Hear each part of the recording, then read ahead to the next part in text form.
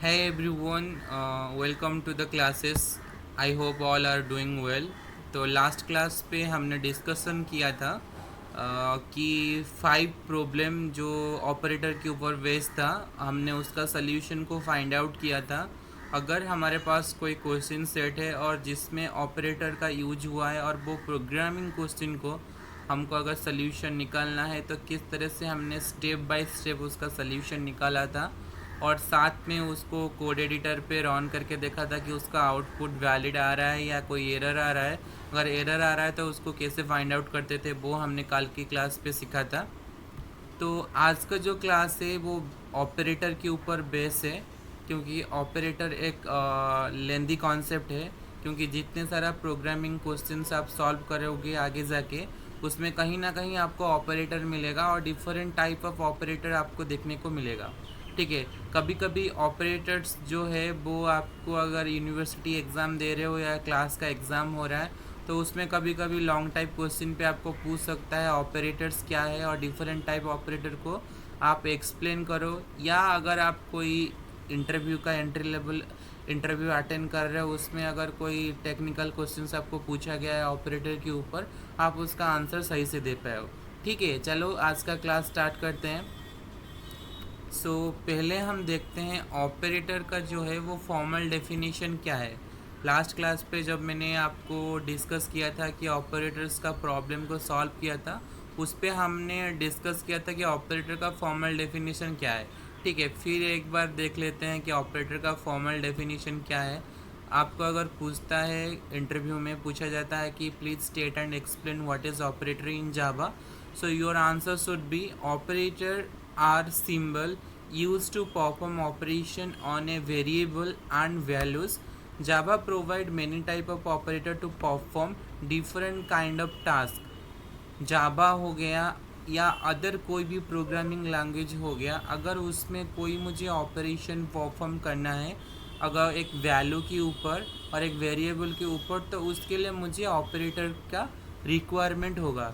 तो ये डेफिनेशन ये बताता है ऑपरेटर्स एक सिंबल है, बेसिकली एक मैथमेटिकल सिंबल है जो हम यूज़ करते हैं कुछ स्पेसिफिक टास्क को परफॉर्म करने के लिए। टास्क मीन्स आपके पास कोई एडिशन दिया होगा, सब्सट्रैक्शंस, मल्टीप्लिकेशन, डिवीजन, मॉडुलस, या कोई भी आपके पास टास्क हो, और उस टास्क में अगर आपको ऑपरेशन परफॉर्म करना है तो आपको ऑपरेटर का रिक्वायरमेंट होगा। तो इस ऑपरेटर का रिक्वायरमेंट एंड यूसेज को समझने के लिए आज हम डिस्कस करेंगे कि जावा का टाइप्स ऑफ ऑपरेटर कितना है और उसका क्या क्या यूसेज है। ठीक है, पहले आता है मेरा arithmetic operator. Right, arithmetic operator क्या है? अगर मुझे कोई अरिथमेटिक कैलकुलेशन दिया होगा, राइट, मुझे अगर क्वेश्चन में कोई अरिथमेटिक वैल्यू है मेरे पास जो कि एक वेरिएबल में स्टोर हुआ है, और मुझे पूछा है उसके ऊपर फॉर्म ऑपरेशन परफॉर्म करने के लिए, तो इस सिनारियो में मुझे रिक्वायरमेंट होगा अरिथमेटिक ऑपरेटर में। एग्जाम्पल समझते हैं।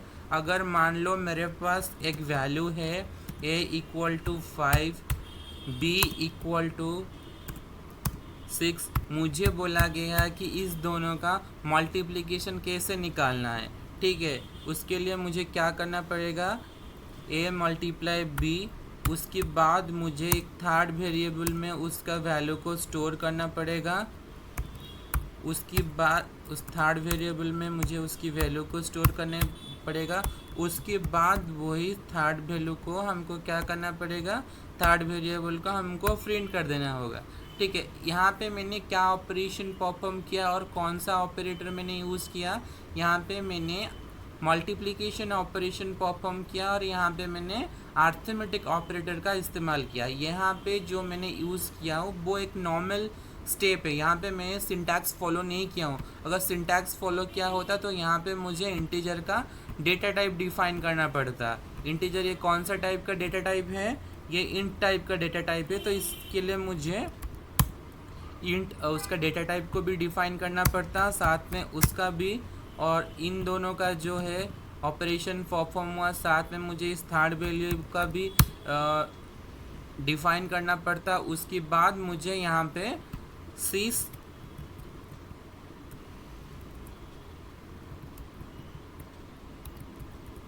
System dot out dot println पे मुझे यहाँ पे रिजल्ट को डिस्प्ले करना होता है, राइट। ये सिंटैक्टिकली करेक्ट नहीं है, मैं बस बेसिक आपको दिखाया कि अर्थमेटिक अगर मुझे ऑपरेशन परफॉर्म करना है उसके लिए मुझे कैसे उसको परफॉर्म करना पड़ेगा और उसके बाद मुझे उसके रिजल्ट को कैसे डिस्प्ले करना पड़ेगा।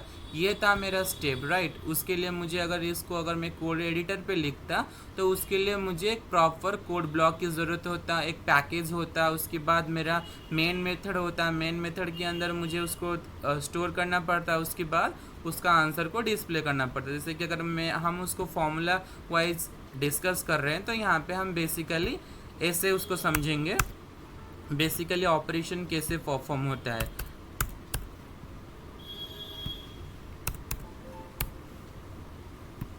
हमेशा आपको कोई भी क्वेश्चन का आंसर को याद रखने की ज़रूरत नहीं है, आपको हमेशा क्वेश्चन के पैटर्न को समझना है और साथ में उसका जो स्टेप, जो एल्गोरिदम है, एक स्टेप वाइज स्टेप वो कैसे उसको हमको इवैल्यूएट करना है, वो तरीका आपको सीखना पड़ेगा। तभी जाके आप एक अच्छा प्रोग्रामर होने के साथ साथ एक अच्छा अंडरस्टैंडिंग रख पाएंगे कि एक प्रॉब्लम का सल्यूशन निकालने के लिए हमको किस किस स्टेप से हमको गुजरना पड़ता है, राइट। ये क्लास एक बेसिक क्लास है, आपको मैं बेसिक और फंडामेंटल क्लियर करवाऊंगा। अगर आपका फंडामेंटल स्ट्रॉन्ग करना है और बेसिक लेवल पे आपको चीज़ों को सीखना है तो ये क्लास आपके लिए है, आप उसको विजिट करके देख सकते हो।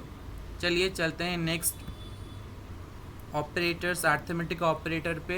मेरे पास क्या क्या है, एडिशन है, मुझे अगर दोनों चीज़ को ऐड करना है, सब्सट्रैक्शन एक ऑपरेटर से, राइट, मल्टीप्लिकेशन एक ऑपरेटर है, डिवीजन एक ऑपरेटर है, मॉड्यूलस एक ऑपरेटर है। तो ये जो ऑपरेटर मेरे पास है ये बिलोंग करता है अर्थमेटिक ऑपरेटर में। अगर आपको पूछा जाता है कि अर्थमेटिक ऑपरेटर क्या है और उसका क्या एग्जाम्पल है, आप उसका स्क्रीनशॉट ले सकते हो फ्यूचर रेफरेंस के लिए, आपकी नोट के लिए आप उसकी स्क्रीनशॉट लेके भी नोट बना सकते हो। सेकेंड, आपके पास एक वैल्यूएबल ऑपरेटर आता है।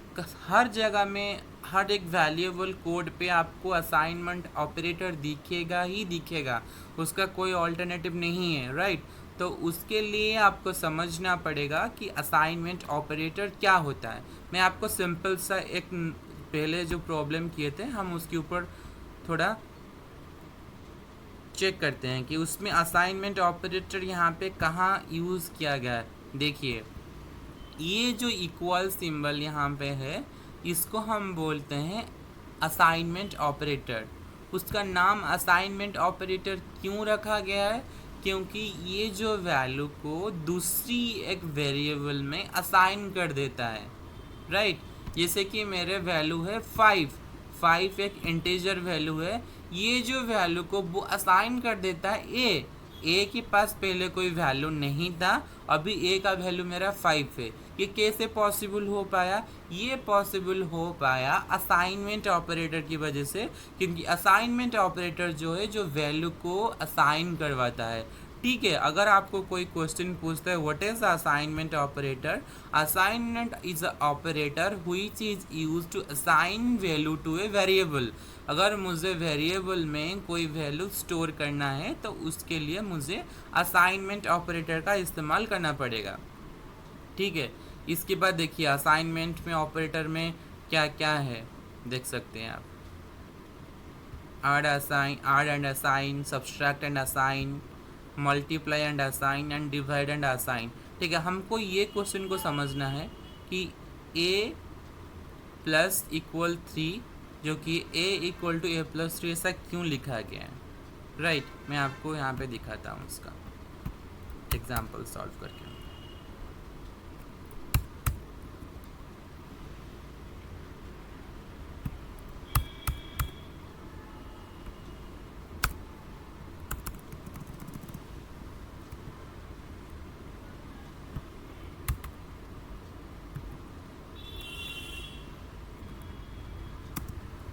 अगर मेरे a का वैल्यू 15 है तो अगर उसके बाद मुझे ये पूछा गया है क्वेश्चन पे तो मेरा आंसर क्या होगा। अगर प्लस इक्वल सिंबल दिया हुआ है तो उसका वैल्यू क्या होगा, a प्लस इक्वल 3, उसका मतलब क्या है a is equal to a plus 3। Same चीज़ यहीं पे मेंशन हुआ है a equal to a plus 3। तो उसका आंसर क्या होगा? अगर मुझे प्रिंट करने के लिए बोलेगा a को, तो मुझे क्या आंसर होगा? 15 प्लस 3 इज इक्वल टू 18। मेरा आंसर ये होगा। आप समझ पा रहे हो कि उसका इस सिंबल का मतलब क्या है और ये कैसे ऑपरेशन को परफॉर्म करता है। a प्लस इक्वल 3, उसका मतलब ये है a equal to a plus 3। That means 15 plus 3 is equal to 18। समझ में आ गया? वैसे ही सेम पैटर्न पे यही जाता है। Subtract and assign, multiplies and assign, divide assign, इसका मतलब यही है। उसमें अगर एग्जाम्पल आप देखोगे, यही है उसका एग्जाम्पल। अगर सिंटैक्टिकली अगर हम उसको लिखेंगे लॉजिक पार्ट को, अगर सिर्फ लॉजिक पार्ट को ही समझेंगे, तो उसके बाद ये आप आंसर देख सकते हो। पहले उसने क्या किया, एक इंटीजर वैल्यू लिया 18, उस इंट वैल्यू को स्टोर करवाया a में। a क्या है? a एक वेरिएबल है। उसके बाद ये बोला कि a plus equal 5, that means a का जो वैल्यू है a प्लस 5 है। अभी a का वैल्यू क्या है? a plus 5। तो उसका आंसर क्या होना चाहिए? आउटपुट, उसका आंसर का आउटपुट ये होगा 23। आपको कभी कभी क्वेश्चन में ये दिया होगा, राइट? कभी कभी क्वेश्चन में ये दिया होगा, मल्टीपल चॉइस क्वेश्चन में ये आपके पास एक क्वेश्चन होगा। मल्टीपल चॉइस क्वेश्चन में आपको 4 आंसर देंगे, 23, 15, 18, 14। अगर आप एंट्री लेवल कोई भी एग्ज़ाम देते हो, इस टाइप का बेसिक क्वेश्चन आपके पास आता है। आप तो बहुत एडवांस लेवल में पढ़ाई कर चुके हो, अगर थोड़ा सा बेसिक से ध्यान हटता है तो आपकी इसमें आंसर को फाइंड आउट करने के लिए आपको थोड़ा टाइम लग सकता है। अगर आपको ये पता होगा a प्लस इक्वल 5 का मतलब क्या है, a equal to a plus 5, तो यहाँ पे आप फटाक से आंसर दे पाओगे। उसका आंसर होगा 23। इससे इस तरह से आप उसको समझेंगे, राइट? उसके बाद हम चलते हैं आगे। उसके बाद मेरे कौन सा ऑपरेटर है? मेरे पास ऑपरेटर है relational and comparison operator, right? ये नाम जिसे सजेस्ट करता है कि मुझे दो वैल्यू को कंपेयर करना है, दोनों वैल्यू को मुझे कंपेयर करना है। इस कंपैरिजन ऑपरेटर को मुझे किस चीज़ से यूज़ करना पड़ सकता है? एग्जाम्पल मान लो मेरे पास एक वैल्यू है, समझते हैं इस ऑपरेटर को।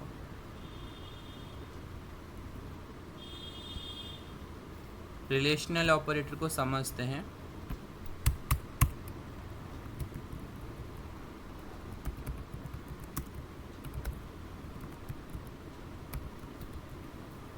रिलेशनल ऑपरेटर को समझते हैं, ठीक है।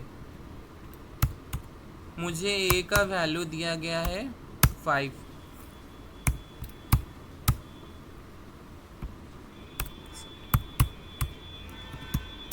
b का वैल्यू मेरे पास है 6।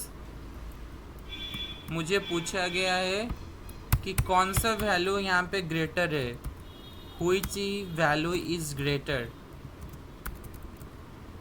Which value is greater. तो इस सिनेरियो में आप क्या करेंगे? ये दोनों वैल्यू में कौन सा वैल्यू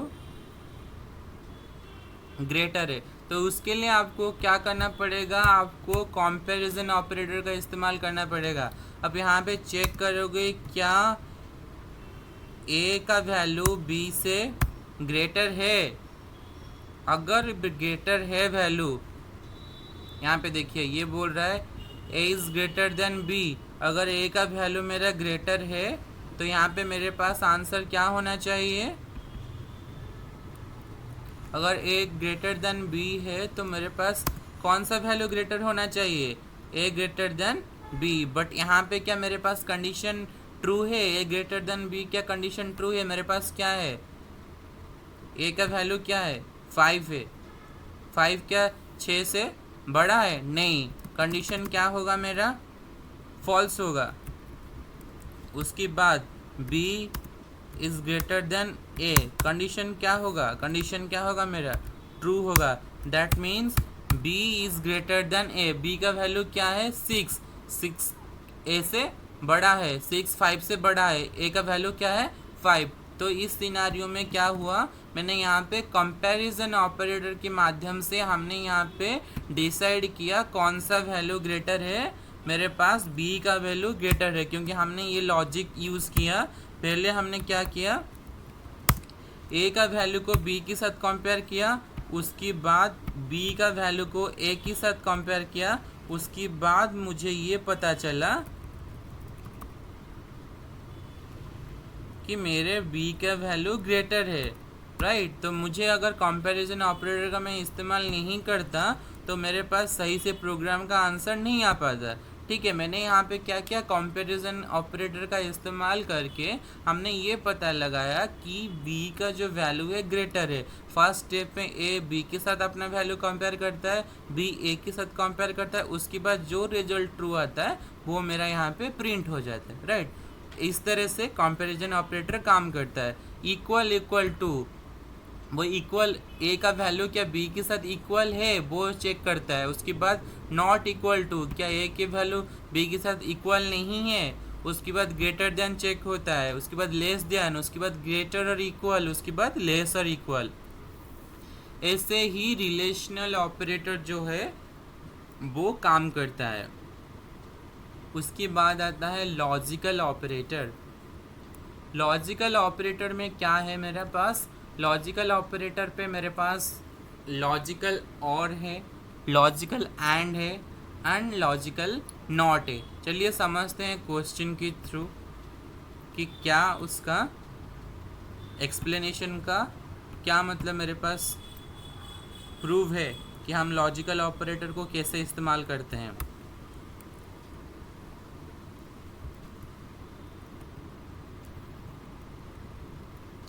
ठीक है, बेसिकली मेरे पास a का एक वैल्यू दिया है, ठीक है, a का एक वैल्यू दिया गया है। उसके बाद मुझे यहाँ पे कंडीशन को चेक करके प्रिंट करवाना है। तो यहाँ पे लॉजिकल ऑपरेटर कैसे यूज होता है हम वहाँ सीखेंगे। पहले हमने क्या पढ़ा था, रिलेशनल ऑपरेटर पढ़ा था, ठीक है। उसके बाद हमने क्या पढ़ा, लॉजिकल ऑपरेटर अभी पढ़ रहे हैं, दोनों यूज हुआ है, लॉजिकल ऑपरेटर भी यूज हुआ है, साथ में रिलेशनल ऑपरेटर हुआ है। तो हम उसको इवैल्यूएट कैसे करेंगे, पहले एज जो है वो चेक करता है, क्या एज का जो वैल्यू है वो यहाँ पे चेक हो रहा है।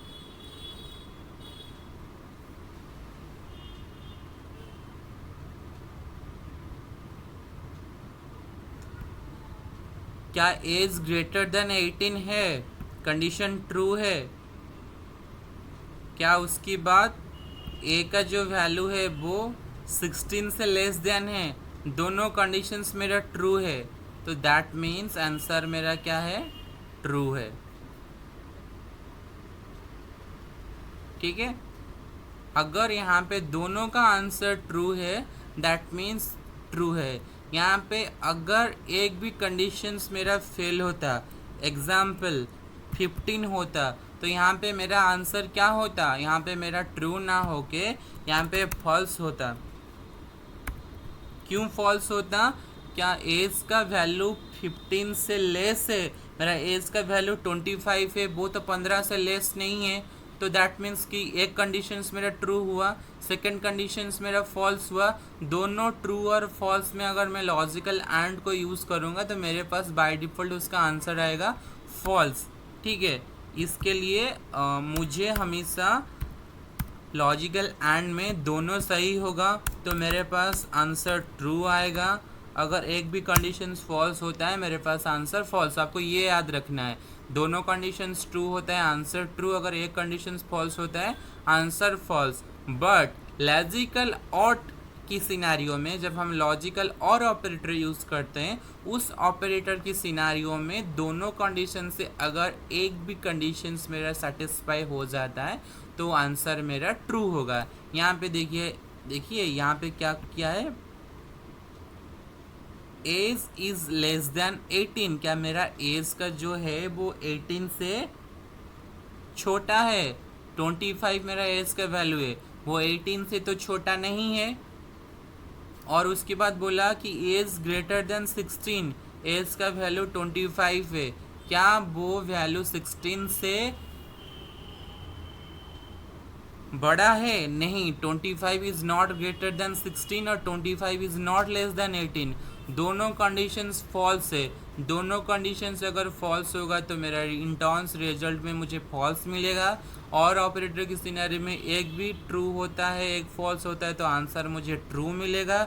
दोनों फॉल्स है फॉल्स मिलेगा, दोनों ट्रू है ट्रू मिलेगा। तो आपको ये याद रखना, लॉजिकल एंड में दोनों ट्रू होने से ट्रू, एक फॉल्स होता है फॉल्स, दोनों फॉल्स में फॉल्स, और लॉजिकल और ऑपरेटर में एक भी ट्रू होता है तो आंसर ट्रू, दोनों ट्रू होते हैं आंसर ट्रू, दोनों फॉल्स होता है तो आंसर फॉल्स आता है।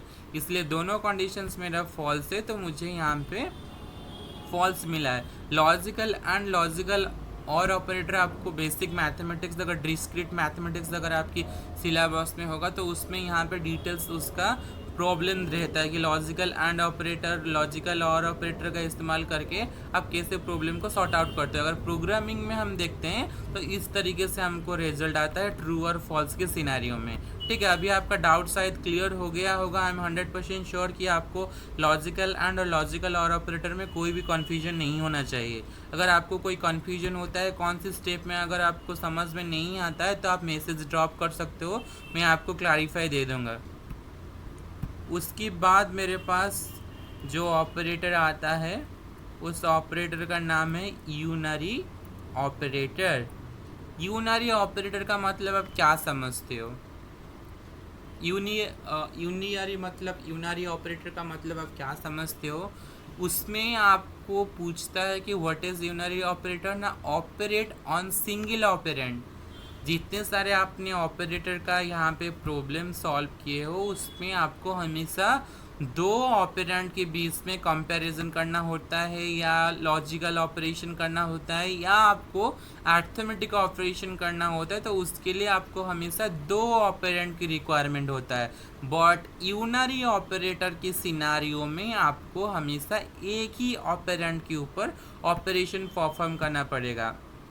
जैसे कि यहाँ पे पॉजिटिव वैल्यू, मुझे पॉजिटिव वैल्यू की रिक्वायरमेंट है तो मैं इस ऑपरेटर का इस्तेमाल कर सकता हूँ। नेगेटिव वैल्यू का रिक्वायरमेंट होता है तो नेगेटिव यूज़ कर सकता हूँ। इंक्रीमेंट, ये दोनों इंक्रीमेंट बहुत ही इम्पोर्टेंट है। Pre increment and post increment, ये जो वैल्यू है क्या है? Post increment. ये जो वैल्यू है प्री इंक्रीमेंट। पोस्ट इंक्रीमेंट मतलब क्या है? पहले आपका प्रिंट होगा, उसके बाद वैल्यू असाइन होगा, उसके बाद प्री इंक्रीमेंट में आपका पहला वैल्यू इंक्रीमेंट होगा, उसके बाद असाइन होगा। यहाँ पे आपको एक प्रॉब्लम दिया गया है, उसका सल्यूशन भी आपको मिला है। चलिए उसके ऊपर थोड़ा चेक करते हैं।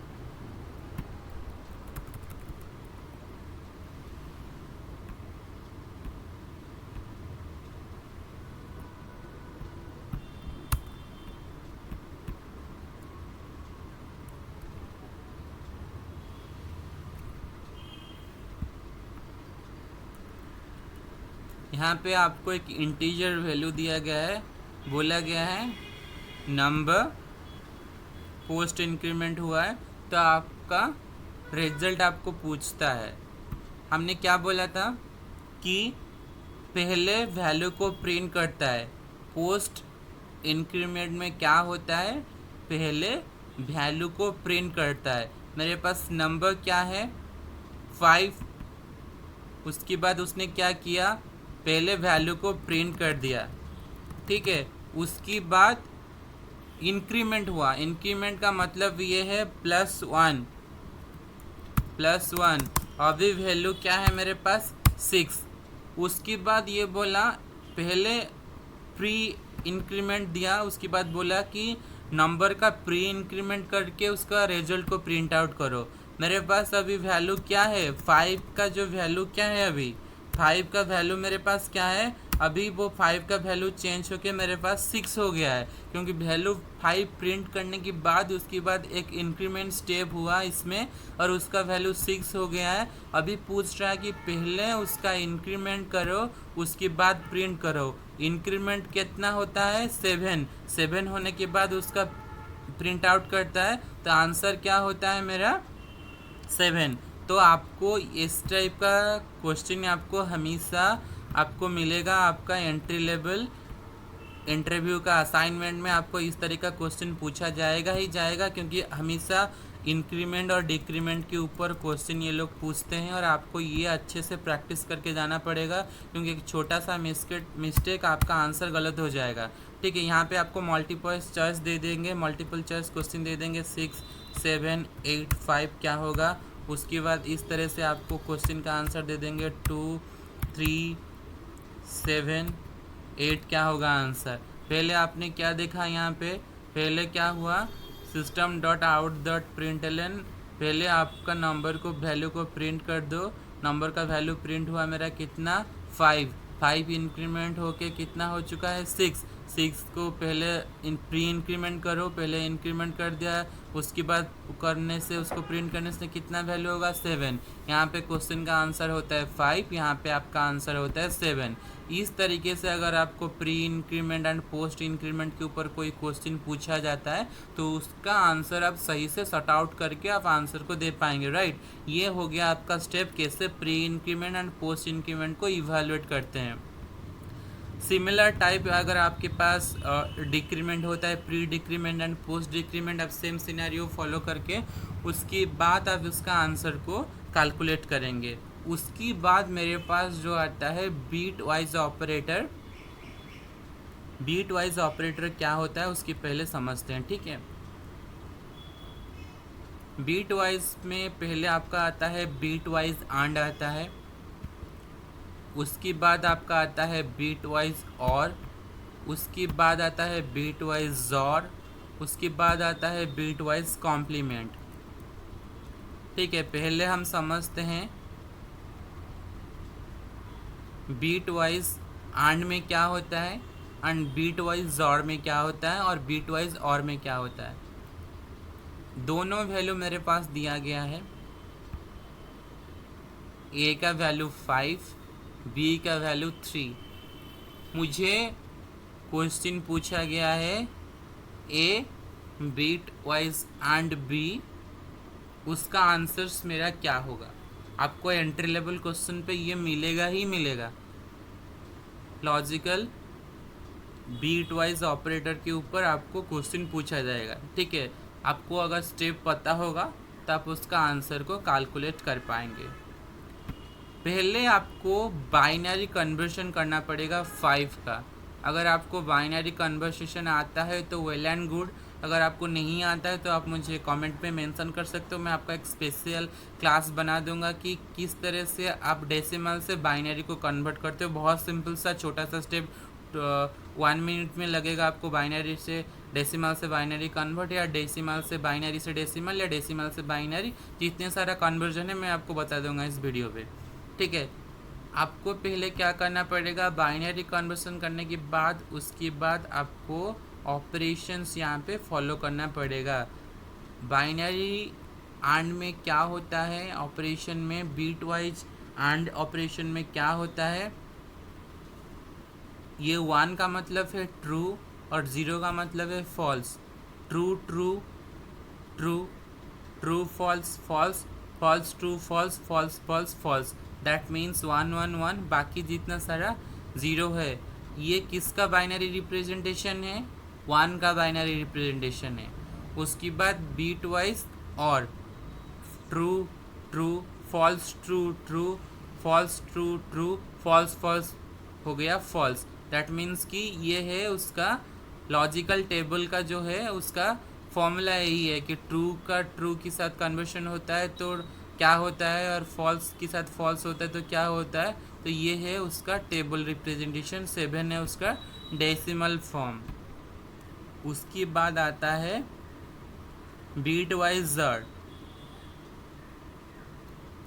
ए equal to 5, b equal to 3, तो ए बीट वाइज जॉर का वैल्यू क्या होता है, 5 एंड 3 का बीट वाइज जॉर ऑपरेशन होता है मेरा 6, क्योंकि पहले बाइनरी रिप्रेजेंटेशन 5 का ये है, उसके बाद 3 का बाइनरी रिप्रेजेंटेशन ये है। उसके बाद ये दोनों का कैलकुलेट करने के बाद मुझे जो बाइनरी रिप्रेजेंटेशन मिलता है उसका वैल्यू ये आता है 6। यहाँ पे ट्रू ट्रू है, false false false, true true, false true क्या है मेरा ट्रू, उसके बाद फॉल्स फॉल्स है फॉल्स, मतलब 110 011 101 000। ये है आपका binary representation of this bitwise XOR, जिसका डेसिमल फॉर्म है 6। ये हो गया आपका बीट वाइज जॉर का ऑपरेशन। उसके बाद सेम है बीट वाइज नॉट का। बीट वाइज नॉट का क्या होगा, पहले आपको क्या करना पड़ेगा, स्टेप 1 बाइनरी कन्वर्ट करना पड़ेगा 5 को, उसके बाद उसका नॉट निकालना पड़ेगा, मतलब उसका फ्लिप करना पड़ेगा इस बीट को। जो मेरा बाइनरी कन्वर्शन था मैंने उसको कन्वर्ट कर दिया, फ्लिप कर दिया। उसके बाद स्टेप 3 में क्या करूँगा, यहाँ पे ये बताता है कि in Java number are store in 2 complement form, so ये मेरा है नेगेटिव नंबर।